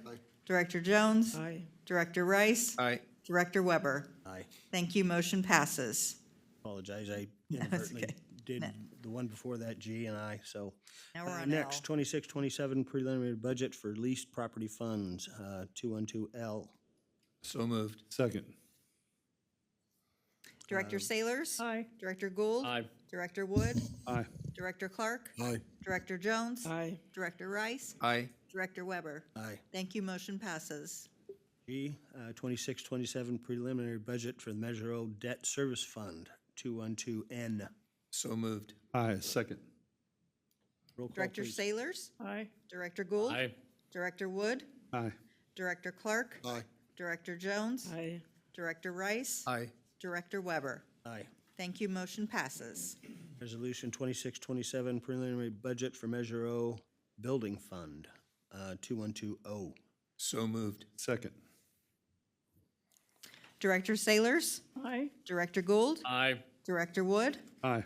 Director Clark? Aye. Director Jones? Aye. Director Rice? Aye. Director Weber? Aye. Thank you, motion passes. One more. Thank you very much. Oh, we got one more, Special Projects Fund 212S. I don't have that one. Mr. Chair, I'll move Resolution 2627, preliminary budget for the Special Projects Fund 212S. Second. Thank you. Please call the roll. Director Saylors? Aye. Director Gould? Aye.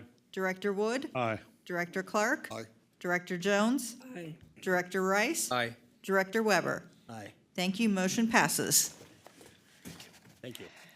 Before we move on to Congrats, Dave. reports, does anyone need a break? Nope. Okay. President's report, I have none. I'm standing in. So next we have Fire Chief's report. Yes, good evening, directors, colleagues, members of the public. want to start off with an announcement of an appointment we made for Parker Wilborn to the rank of Assistant Chief. That's going to be effective June 15th, and Chief Wilborn will be assigned to the Chief Executive Director at the Sacramento Regional Fire EMS Communications Center for a 2-year term. He will start that position on July 1st. Fire camp is next week at Station 21, and that has been a good recruitment tool for this organization in the past, so hope to see you guys out there at some point during the week, and then Friday's the family day at the end where we wrap it up and talk about what the successes were. Thank you for all community services and all the team that's doing that, and all of our members that are working as counselors and retirees that are coming back as counselors, and it's going to be a great event, and it's obviously got more than a waiting list. So. And as you noticed on the CIP tonight, and I appreciate you adopting the CIP, CO2 cleaning was on there, and I have to take note of that for a couple of reasons. We talk about members' wellness and being a proactive organization. I'm still convinced we'll be one of 2 in the state. There'll be a Southern California agency, probably Orange County Fire Authority, and us in the state that is taking a proactive approach to this, putting money where our mouth is for wellness for our members. As you received a text from me, I want to recognize some leadership in this organization that we've really stepped up. And I think Chief Wagaman is going to talk about that operationally. Our battalion chiefs, all of our members online, buying in, changing the culture, going through decon on the fire ground, wearing SCBA throughout the fire ground. We were able to help one of our neighboring organizations that did not have those tools. Captain Pittman stepped up, took it out of the back of his vehicle, and had decon of Folsom Fire Department members. I'm convinced that was on a lithium battery fire. I'm convinced we saved lives, saved firefighter lives. Thank you for adopting that. That's important. We talk about budget. We talk about putting more money where our mouth is. Chief Rice, or I'm going to always call you Chief Rice, Director Rice. Can't agree more. It's hard conversation. It's hard decisions that we have to make, right? The landscape is changing in the fire service. We recognize that. What are we doing about it? I think as easy it can be said, gloves are off. We have to look at everything.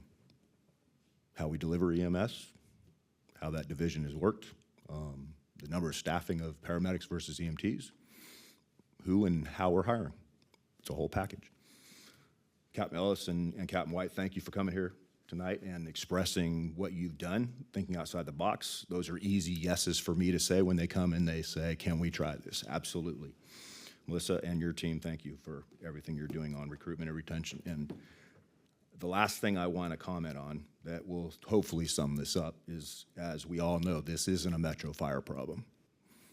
This is a worldwide problem for paramedics. We say just nationally, no, it's worldwide. I can say that with a little bit of confidence today, better than probably last week. I flew back early from Milwaukee this morning, where it is only the fire chiefs that's invited to the International Association of Metropolitan Size Agency Fire Chiefs. About 75 to 100 active fire chiefs in the room. I spent a lot of my time talking to representatives of the fire chief, my colleagues from Singapore, Chile, Melbourne, Australia, and Jamie Moore, the fire chief of LA City, is who we sat with together as a group at most meals. This agency I'm humbled by every time in that conference for the last 3 years that I've attended. This agency, I get picked out of that room and asked about a few things. How are we doing this exceptionally? Some of those are operations. I get comments on our operations, our men and women, how they handle themselves and put out fires on the fire ground is second to none. I'd put us against any organization. Members' wellness was a topic that was sought after. How are we doing this at Metro Fire? It's not perfect, but we're taking strides. MIH, of course, but the driving factor that I heard tonight from Captain White, and I believe this to be true because I not only heard it from going out on recruitment, but hearing it from our members. I think it's a reflection of this organization also. But the comment at that table with Singapore, Chile, Australia, and Jamie Moore, Fire Chief Moore, was man, your social media is second to none. And why would I bring that up tonight? It is how our newest members are getting into this organization, wanting to look at the organization. It's esprit de corps. It's how our members are showing and demonstrating their skill set, what this organization is doing internally and externally from a whole variety of areas. If we're going to be all risk, that's how we demonstrate it. I think the term of all risk in that landscape has also changed. So I'll end with that tonight because I know a lot of the stuff we want to hear is going to come from Chief Wagaman from the last two board meetings. I'll end there, but I am humbled again and couldn't be prouder coming back from a conference like that where you're just with the other fire chiefs, not just in the nation, in the world. So I'll end with that. If you have any questions, thank you for the time tonight. Have any questions for the chief? Thank you, Chief. Next up, operations report from, Chief Wagaman.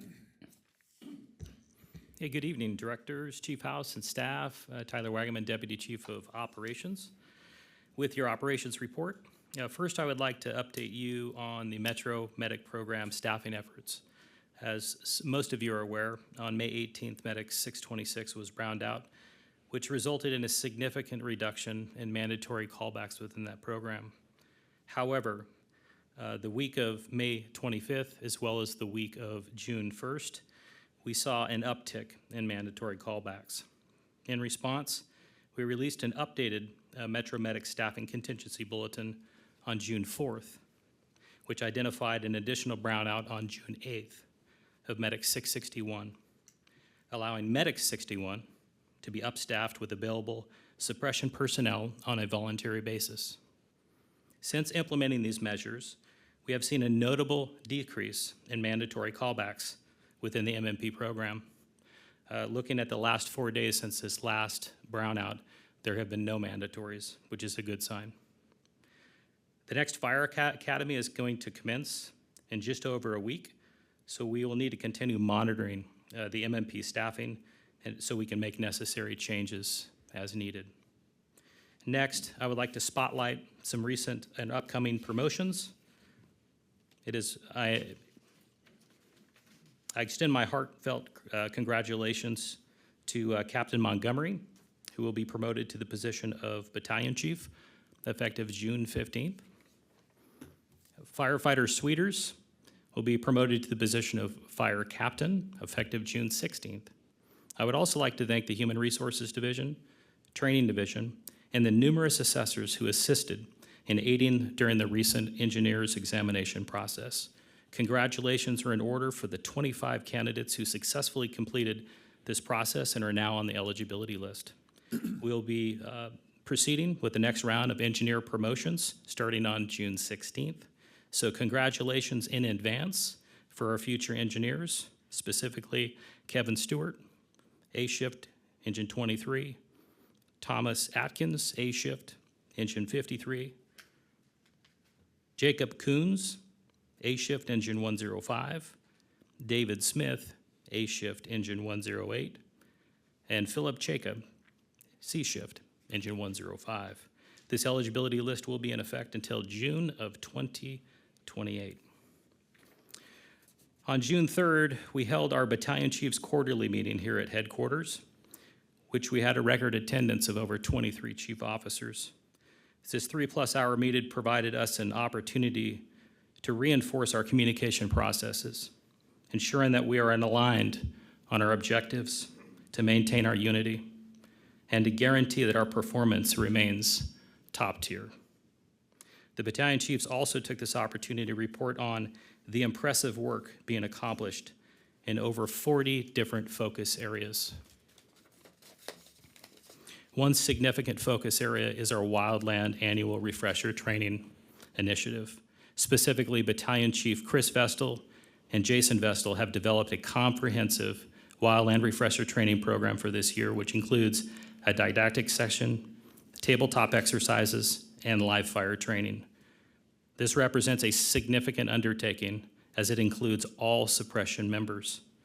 As you know, as of now, the didactic and tabletop exercises have been completed and we'll be moving forward to the live fire component, which is scheduled to occur this month. To provide a more detailed report on the battalion chief's focus area from the eyes of the 5 operations assistant chiefs, as well as an in-depth look into this year's wildland annual refresher training, operations will be providing you a very thorough presentation on July 9th. With that, that concludes my report, but just a quick shout out in an event that's occurring right now in Rancho Cordova. We have 50 firefighters on what was reported a relatively small grass fire, but it got into a salvage yard, burned 30 vehicles. Happy to report the forward progress has been stopped. But again, we have 50 firefighters working in excessive heat right now. And at a drop of a hat, standing in the back of the room, I asked Chief Mitchell to take coverage. He's got it. I asked Mark Siebert in the back of the room to order dinner for 50 people. He's got it. I looked over at our EMS officer. EMS 24 has command coverage now in Battalion 14. That's awesome. Again, I'm standing here at a board meeting and stuff is just still happening. And that's when I see this agency thrive, is give us a problem and we're gonna fix it as quick as we can. And we tend to do it every single time. And I'm proud of this organization. So with that, that concludes my report, unless you have any questions. Thank you, Chief. So we do not have an admin report or support services, or support and emergency medical services with Chief Mitchell. Next, we have firefighter local 522, Captain Scholar.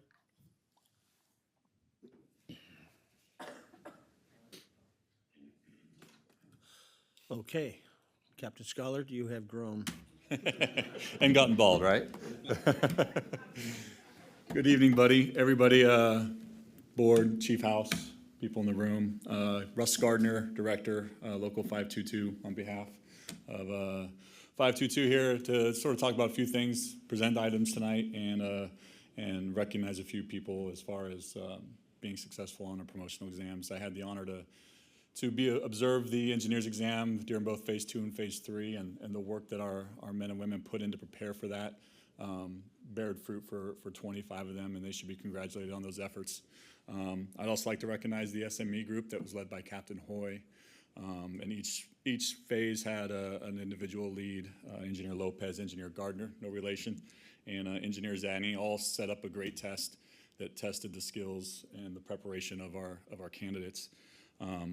All the people that are being promoted, soon to be BC Montgomery and Captain Sweeters and all the engineers, congratulations from 522.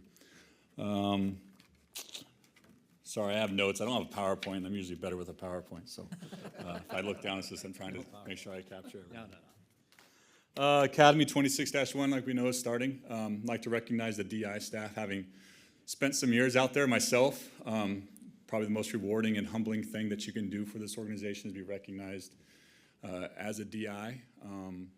My passion for that position is profound. Captain Beveridge has worked with me when I was there, and he's taken over the mantle as drill master, and they get to open up our brand new training center with the academy class, which is a pretty exciting time. Along with that, I also like to recognize that the way we staff that, right, it really relies on all of our members here to make that happen. You know, when we take our members and put them as DIs, we have to have others step up and fill those vacancies, right? So it's a total work group collaborative effort by everybody to make that happen, so we can support and make sure that our members, when they get here as new fire recruits, graduate as firefighters and are meeting the expectation of the organization and the citizens they serve. So kudos to not only the DI staff, but the rest of the membership to step up and support that as well. Captain White, Captain Ellis, Melissa, thank you for the presentation on recruitment and retention. I know that's a challenge and it's an ongoing conversation. You know, there's one thing that stood out to me during the presentation was the importance of wages, benefits, and working conditions, right? Those things are critical in making sure that we are sought after as an employer, right? To be employed by Metro Fire. So as we continue to work through that, those are all important things that we recognize. And one thing that really stood out was the investment part, right? This is an ROI. Director Gould, talked a little bit about the old intern program, and I was one of them, right? And there's a huge portion of this organization, many in leadership positions that were a part of what was used to be that paramedic intern program. And if we want to talk about ROI, right, that's where it's at. It's an investment now so that we get committed, great people, able to make this organization run as well as it does. So those are some things, that maybe we might have to look at too as we move forward. A lot of today, they showed us the equation, right, that gets us to where we are now with our recruitment, but we're gonna have to tinker with that equation. And we're gonna have to find ways to be creative, and I know some of that work has been done through direction of the board and through the fire chief. As we continue to alter that and see what that looks like, it's going to take time to get there. We understand that. However, it's important that we get the ball rolling sooner than later because, change only happens when change gets started. You got to hit play, right? If you don't hit play, then you're just status quo and nothing's going to happen. So we look forward to working with administration on those concepts and supporting and being creative and finding not Band-Aids, but, systemic solutions that can really help continue to move this organization forward. Couple things I think Director Weber asked about the number of firefighters, right, and 264. If I remember right, years ago we had 264 was the firefighters, and we started to transition some FDMs to MMPs, fire department medics to MMPs, and we sort of locked in 264 as positions in firefighters, and then we just stopped funding them technically on paper, and that's how we got MMPs conversion and squads and things like that. Right now, if I'm correct, we should be about 80 firefighters per shift. Times 3, it's 240, and then in our pad it has a 10% pool, so that's how we get to the 264 number. When we look at that, that's an important number, right? Because where we're walking here on this treacherous line is we're solving a MMP staffing issue by reducing and closing some ambulances, right? And putting AMR into place or putting a burden on the firefighter group, right? And we know right now our firefighters aren't at 264. Okay, so they're in a position where they're right on that cusp of being able to staff the spots that they have to. So if we look forward and forecast a little bit and we look over the summer what that might look like, because right now one of the medics that's been closed from the MMP ranks is going to be hopefully staffed by firefighters, right? Well, that can be a challenge when you have a workforce that is, bordering on being that constant staffing level itself. So what we got to guard against a little bit is a message of firefighters aren't staffing that ambulance, right? That's an ambulance that is going to be based on overtime and willingness to work it. So we hope our members do and can continue to support that service to the community. But that problem that where we're at that has created it is a challenge that has been the theme over the last 2 board meetings, now into the 3rd, right? Recruiting and hiring and getting people to work here and keeping them, right? So hopefully we can, as we start hearing about Medic 61 not being in service, that's just a byproduct of where we're at with our firefighter staffing as well, okay?